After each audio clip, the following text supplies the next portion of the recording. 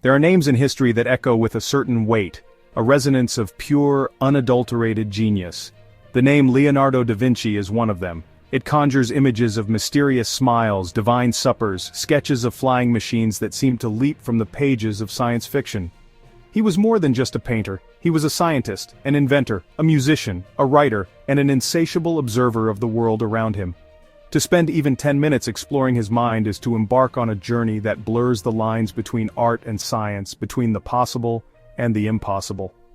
Leonardo was the ultimate Renaissance man, a figure whose curiosity was so boundless, so profoundly intense, that it could not be contained within a single discipline or a single lifetime. He saw connections where others saw only disparate fields of study. His reputation as a universal genius is not an exaggeration born from the mists of time. It is a fact recorded in thousands of pages of his personal notebooks. These were not mere diaries but sprawling, chaotic, and brilliant repositories of his thoughts. Here, you will find detailed anatomical drawings next to designs for a giant crossbow, studies of the way light reflects off a sphere, notes on the turbulence of water. He possessed a playful and deeply curious spirit, one that compelled him to understand everything he saw. Why is the sky blue? How does a bird fly? What muscles are used when a person smiles? These were not idle questions for Leonardo. They were obsessions that drove his life's work and fueled his creative engine. To understand Leonardo is to understand that for him, there was no separation between art and science. They were two sides of the same coin, two languages for describing the magnificent complexity of the universe. In the next 10 minutes we will peel back the layers of this extraordinary man. We will journey from his humble beginnings to his celebrated masterpieces, from his secret dissections to his audacious designs for machines that would not be built for another 400 years. Leonardo's journey began not in a palace or a university, but in the rustic simplicity of the Tuscan countryside near the town of Vinci. Born in 1452, he was the illegitimate son of a local notary, a status that barred him from certain professions, but also freed him from the rigid expectations placed on other boys of his class. This freedom allowed his natural talents to flourish. From a young age, his curiosity was his compass. He was captivated by the natural world, spending his days sketching the flight of birds, the intricate patterns of leaves, and the swirling eddies of the Arno River. This early fascination with observation would become the bedrock of his entire life's work.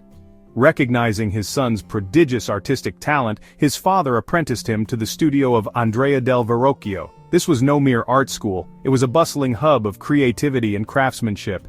Here, Leonardo learned not just to paint and sculpt, to work with metals, to work with leather, to work with mechanics. Verrocchio's studio was a crucible where art and engineering were intertwined. A famous story from this period illustrates his rapidly developing genius.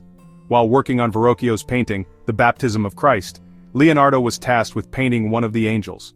When he was finished, his angel was breathtakingly beautiful and imbued with lifelike grace and ethereal light. It far surpassed the work of his master. According to Vasari, Verrocchio was so humbled he resolved never to pick up a paintbrush again. While likely an embellishment, the anecdote highlights the reality. Leonardo was redefining art with his understanding of light, shadow, human emotion. By the time he completed his apprenticeship, Leonardo was more than just a painter. He was an artist-engineer, a thinker whose mind was already buzzing with ideas that went far beyond the canvas. The vibrant, competitive, intellectually charged atmosphere of Renaissance Florence had provided fertile ground for his curiosity. The young man from Vinci was now a master in his own right, ready to embark on a path that would change the course of art and science forever. There is no painting in the world more famous, more analyzed, more enigmatic than the Mona Lisa. Housed behind bulletproof glass in the Louvre Museum, she greets millions of visitors each year with a smile that has been debated for centuries. Is it a smile of happiness, of melancholy, of serene wisdom, or a secret joke? This ambiguity is precisely what Leonardo intended. He began the portrait around 1503, a depiction of Lisa Gherardini, the wife of a Florentine merchant. But it became something more to him than a simple commission. It became his personal laboratory for exploring the human soul, a project he would work on for the rest of his life.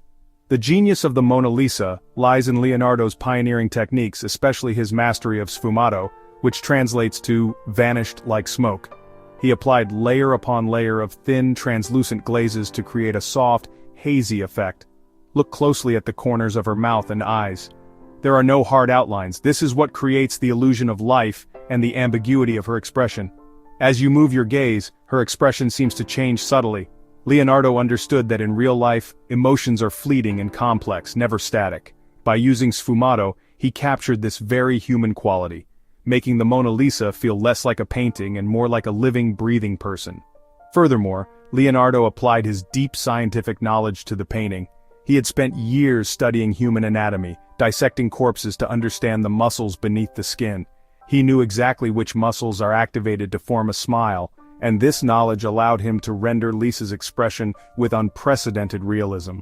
The result is a portrait so profound, so full of life and mystery, that it continues to captivate our imagination 500 years later. It is not just a picture of a woman, it is a picture of what it means to be human. In a refectory in Milan, on a wall that has survived centuries of neglect and even a World War II bombing, exists one of the most powerful works of art ever created, The Last Supper.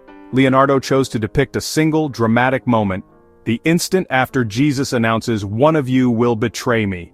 What followed was not chaos, but a wave of human emotion rippling through the apostles. Leonardo's genius was to capture the individual psychological reactions of each of the 12 men. He transforms a static religious scene into a profound study of human nature. Each apostle reacts differently: shock, denial, anger, fear, sorrow. He organized them into 4 groups of 3, creating a composition that is both mathematically ordered and dynamically alive with emotion. The creation of the Last Supper was a slow and deliberate process, much to the frustration of the prior who had commissioned it. He would often arrive at the convent, climb the scaffolding, stare at the wall for hours without making a single brushstroke, and then leave. He was not being lazy, he was thinking. He roamed the streets of Milan, observing people's faces and gestures, searching for the perfect models for his apostles. Unfortunately, Leonardo's experimental nature led him to a disastrous technical choice. Instead of using traditional fresco technique, he opted to paint on a dry wall with tempera and oil. However, the paint did not adhere properly to the wall. Within just a few years of completion, the masterpiece began to flake and decay. Its fragile state has necessitated numerous and difficult restorations over the centuries.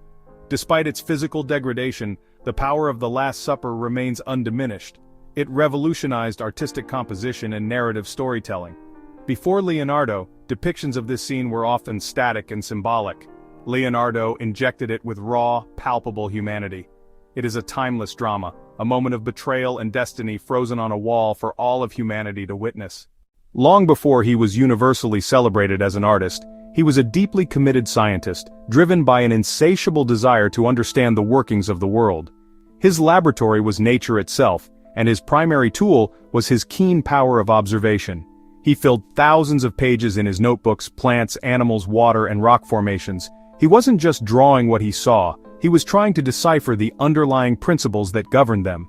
He studied the rings of trees to determine their age and the patterns of leaf arrangements on a stem, a field now known as phyllotaxis, noting that they were often arranged in spirals to maximize exposure to sunlight. He saw nature as a grand, interconnected system.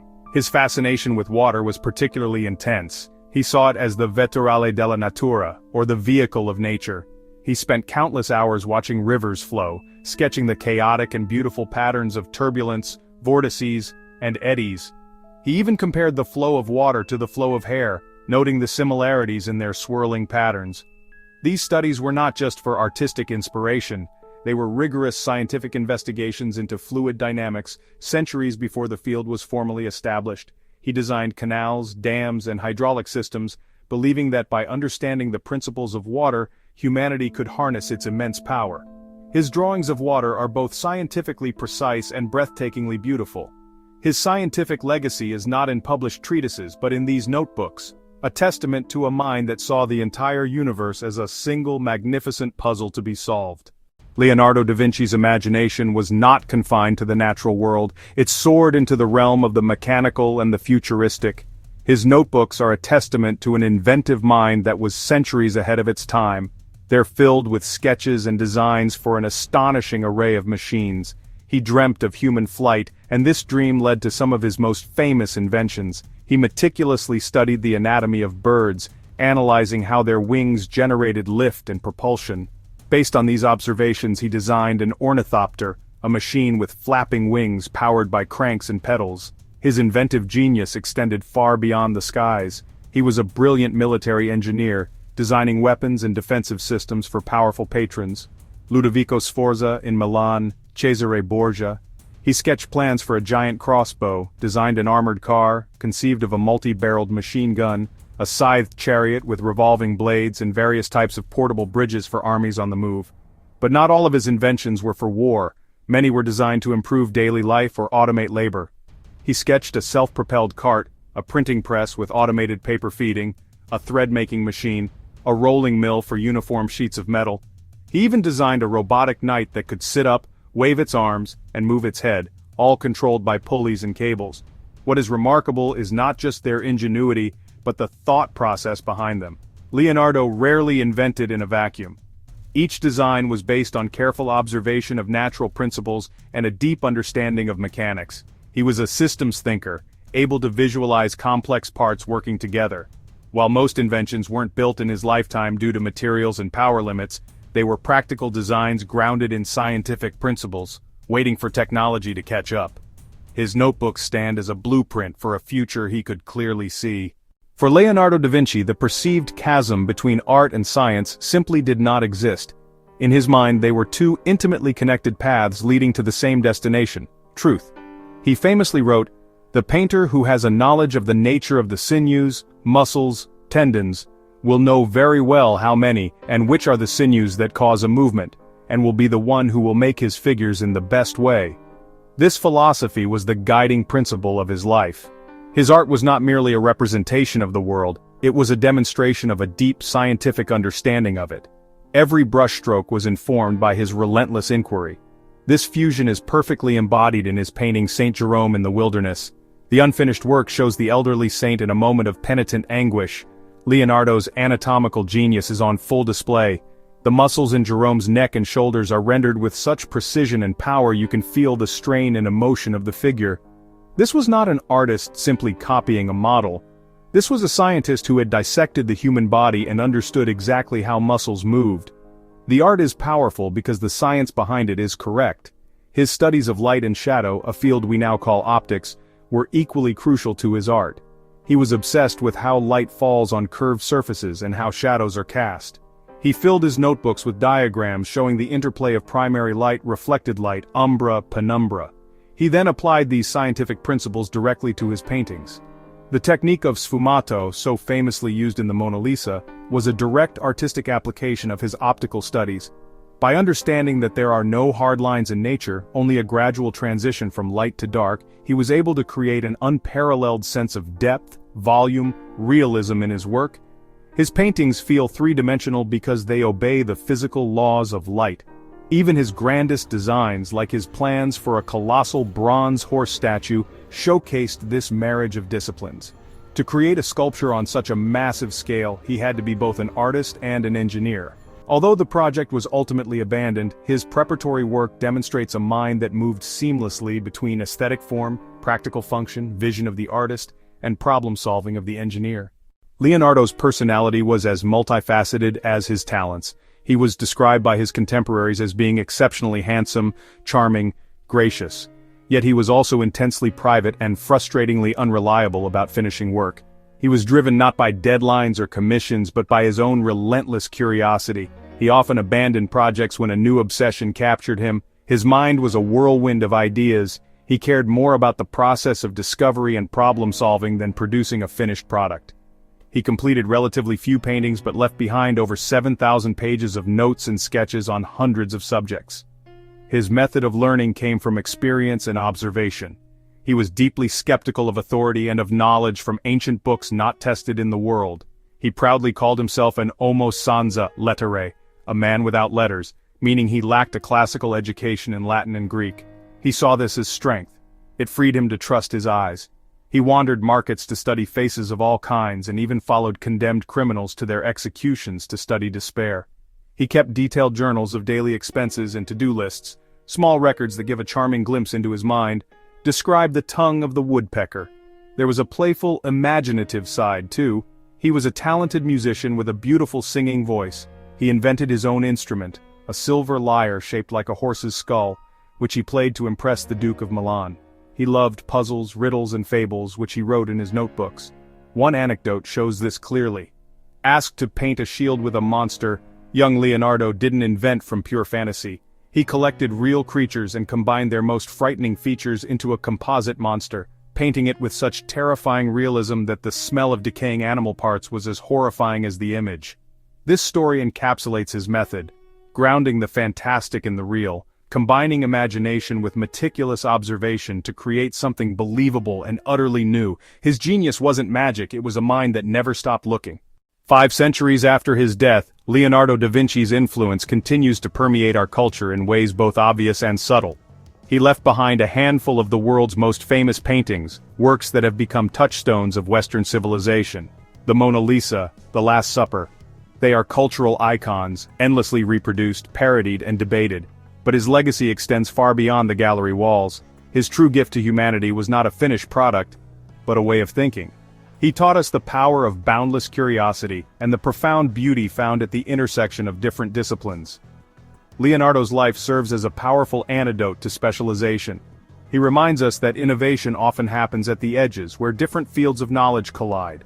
The designer who understands physics, the doctor who appreciates art, the programmer who studies biology. These are the modern-day Leonardos who are driving progress. His holistic approach is more relevant now than ever. He inspires us to look at the world with fresh eyes, to be relentless observers, and to never stop asking questions. Why is the sky blue? How does a bird fly? Leonardo shows us that genius is not some mystical, innate quality but a habit of mind. It is the habit of being intensely curious about the world, of taking the time to truly see rather than just glance. Ultimately, Leonardo da Vinci remains a symbol of humanity's highest potential. He embodies the idea that one person can be a poet, an engineer, an artist, a scientist. He demonstrated that the ability to create and the ability to understand are two sides of the same human impulse.